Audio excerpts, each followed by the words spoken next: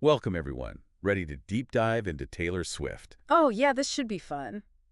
You gave us, well, a lot to work with here. Definitely a lot. Wikipedia, charts, awards. It looks like you really want to get what makes her tick. Mm-hmm. More than just, surface level stuff. Right, I exactly. think we can uncover some interesting stuff here. So we're going to try and figure out how Taylor Swift became, well, Taylor Swift. A cultural force? Yeah, how her music changed over the years and why she connects with so many people. I think what's so fascinating is how she's managed to do all this over, 2 decades. Seriously, it's a long time. It really is, and it's not just about writing catchy songs. It's about connecting with an entire generation, Yeah, and, going through her Wikipedia bio, it says she was opening for huge country stars. Like who? Brad Paisley, Oh, wow. when she was only 16. You're kidding. I know, crazy, right? 16 years old. So was she always this driven? I mean, did she always know what she wanted, or did that come later? I mean, starting so young definitely says something about her ambition and, of course, talent. I mean, yeah, you don't get those gigs unless you're good. Exactly. And back then, before social media and all that, Okay. building a fan base, it took raw talent Yeah. and constant touring. She was putting in the work. Definitely. And it's interesting, she wrote or co-wrote every song on her debut album. Right. It's pretty unheard of for a newcomer, especially in Nashville, where, songwriting is usually a team effort. So she was determined to, establish herself as a real artist right from the beginning. From the get-go. But, and we all know this, Mm-hmm. she didn't stay in country forever. Oh, no, not at all. Her Wikipedia page goes through how she moved to pop, then even explored, indie folk with albums like Folklore and Evermore. Oh, yeah, those are great. So how did she pull off these genre transitions so well? Instead of staying stuck in one genre, she embraced change and experimentation. That's smart. It is, because it kept her music fresh. And the fans interested. Exactly. It showed her fans that she was growing. Right. Not just the same old, same old. Think about her 2019 album, Lover. Oh, yeah. Full-blown pop record, a world away from her country roots. Huge success, though. Massive. And it proved her fan base was willing to, go with her on that journey. So it's like she was inviting her listeners to grow up alongside her. I think so. And then, yeah. bam, she drops Folklore and Evermore right in the middle of the pandemic. Wow. Yeah, out of nowhere. I know. Such a different vibe. Way more introspective indie folk sound. Totally different. And again, the fans and the critics loved it. It's like she can do no wrong. Seriously, she's unstoppable. I think that's where her connection with her fans really shows. How so? They trust her, They trust her artistry. But she's also a really smart businesswoman. You can't ignore that. Oh, yeah, for sure. And the whole Taylor's version thing, that's a perfect example. Absolutely. So let's explain this for anyone who might not know. Yeah, good idea. Yeah. Her Wikipedia page mentions a dispute she had with her old record label. Big machine, right? Yeah, over the ownership of her master recordings. Oh, man, what a mess. I know, and this whole thing led her to re-record her first 6 albums. It was a bold move, that's for sure. I mean, most artists wouldn't even think of taking on a label like that. It's risky. So risky. But she was set on owning her art, her work. And her fans were right there with her. They loved it. Fearless, Taylor's version, became the first re-recorded album to hit #1 on the Billboard 200. That's insane. It really is. And remember, All Too Well, 10-minute version. Oh, how could I forget? From Red Taylor's version. The longest song to ever top the Hot 100 chart. It's amazing. And it wasn't just about re-recording the song, it was a statement. For sure. A big one. Fans saw it as a way to support her, to stand up for artists' rights. Yeah, and it sparked a conversation that went way beyond just Taylor Swift. About It brought the issue of artists' ownership rights to the forefront, to the mainstream. Exactly, and it made people think about who really benefits from the music they love. I mean, her impact is definitely bigger than just the music. Definitely. Now, I've got all these chart rankings here. Oh, boy. And I'm not going to lie, it's a bit much. Yeah, there are a lot. Can we dig into some specifics? Sure, what do you want to know? What were some of her standout achievements, the ones that really set her apart? Okay, well, let's take her album Midnights, for example. Right. It broke records for, get this, the most single-day and single-week streams on Spotify. Whoa, really? Yep, and it was also the first album to hit 1 billion streams in a single week. No way. And get this, she became the first artist ever to have the entire top 10 of the Hot 100 chart. She basically broke the Billboard charts. Pretty much. What I find fascinating is that she did all of this while being so open and personal in her music. Oh, absolutely. Her songwriting has always been about sharing her experiences, her vulnerabilities. Even the not-so-glamorous parts of fame and relationships. Exactly. So how does that play into her success? Well, I think that vulnerability is a big reason why she connects so deeply with her fans. Because they can relate. They see themselves in her stories. It's not just about catchy hooks then. Whoa, it's about feeling understood. Right, like someone gets it. Exactly, like take Anti-Hero from Midnight's. Okay. It's all about self-doubt, the pressure of fame, Yeah. but she delivers it with this sense of humor that makes it, well, relatable. Yeah, she doesn't take herself too seriously. And she's not afraid to poke fun at herself, which makes her seem even more real. Like she's saying, hey, I might be a global superstar, but I'm still just a person. Exactly. I still have the same problems as everyone else. And that's powerful, to be that honest and open. It is very powerful. And speaking of powerful, we have to talk about her live performances. Oh, yeah. Her tours are legendary. I mean, there's these massive theatrical spectacles. They're experiences, not just concerts. Right, exactly. She blends music, visuals, storytelling, even costume changes to create a world that her fans can, like, escape to for a few hours. I've heard they're incredible. Remember the Reputation tour? Vaguely. It became the highest-grossing tour in North American history. What? And now the Eras tour is set to break that record. No way, that's insane. It is completely insane. I mean, it's really incredible how she's managed to elevate the whole concert experience Oh, yeah. to a whole new level. For sure. But it's not just about the spectacle, the big moments. Right. It's about connecting those back to the emotions in her music. That emotional connection, I mean, it goes way beyond just the live shows. Absolutely. Remember when she pulled her music from Spotify? Oh, yeah, to protest their royalty rates? That was a bold move, especially when streaming was, like, becoming everything.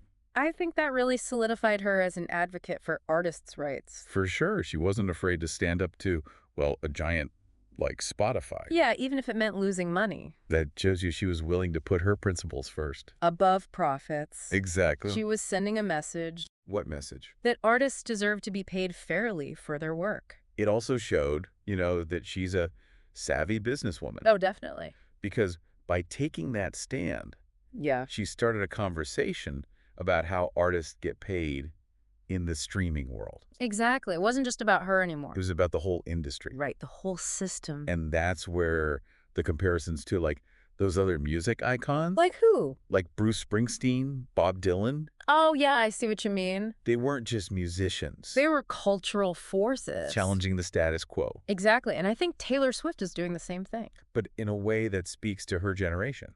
Right, her audience. Speaking of her generation, it's amazing how she's dealt with all the public scrutiny.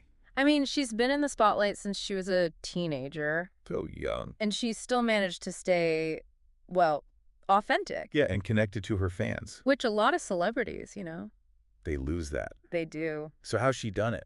Well, I think part of it is her willingness to be open, vulnerable in her music. Like, she's not hiding anything. No, not at all. She talks about heartbreak, anxiety. Yeah, the pressures of fame. She takes those experiences, those tough ones, Yeah. and turns them into art that people connect with.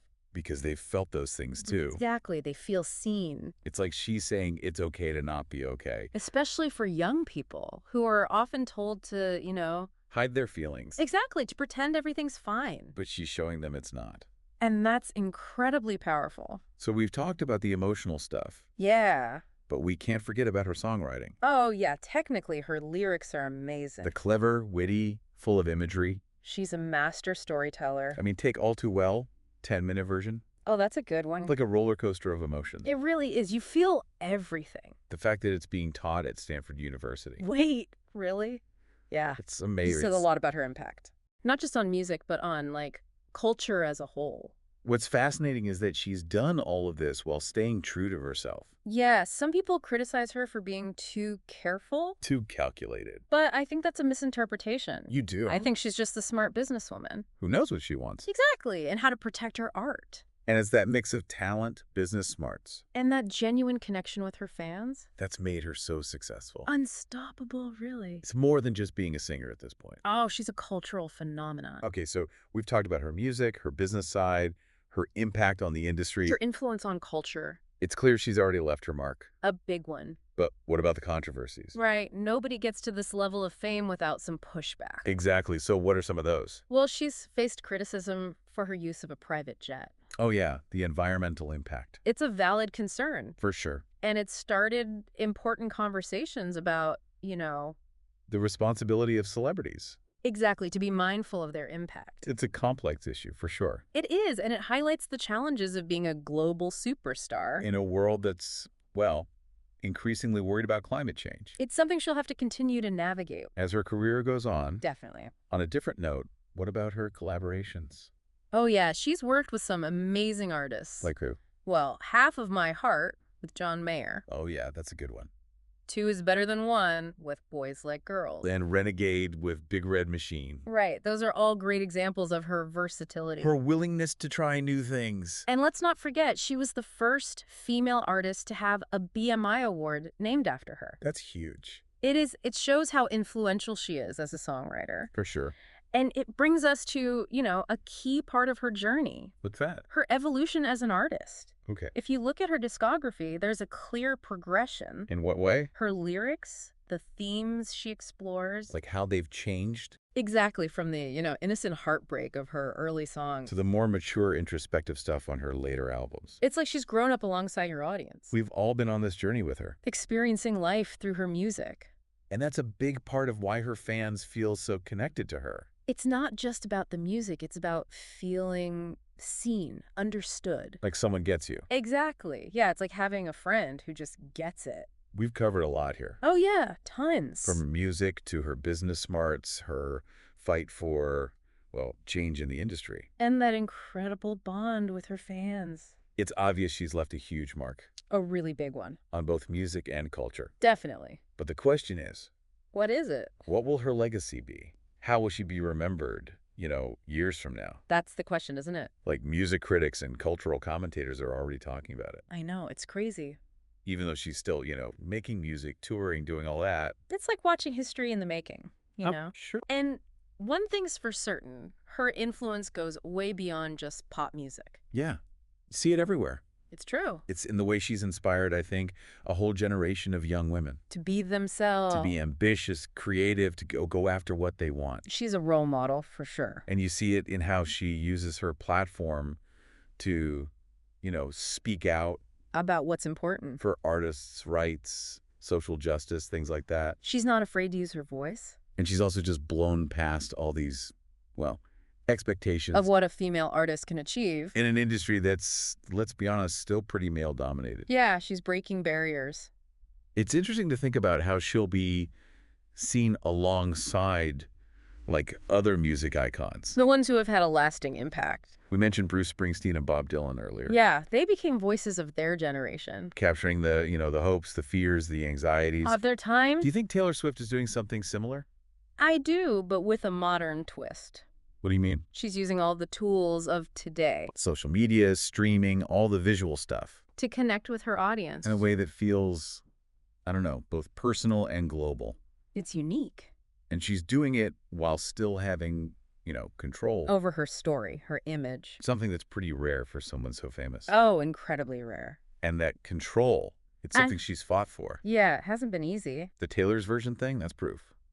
Of how determined she is. To own her art, even if it means taking on, the whole industry. That resonated with so many people. Artists and fans. It sent a message. What message? That creative control is worth fighting for. It really is. And she's done all this, with everyone watching. Under a microscope. Every aspect of her life, analyzed, debated. Her relationships, her fashion, everything. But she still managed to stay true to herself. And be vulnerable. Which is so rare for someone at her level. It is. How's she done it? Well, I think that vulnerability, it's a big part of why people love her. Why? It makes her a relatable human. Yeah, not just this perfect, untouchable figure. She's willing to share her struggles, her insecurities. Even her mistakes. And that creates space for her fans to do the same. To be okay with not being perfect. to connect with others who feel the same way. And that's a powerful legacy. It is. It's not just about the music anymore. It's about creating a community, a shared experience, An emotional connection. and that's something that will last. Yeah, I think so. So wrapping up this deep dive,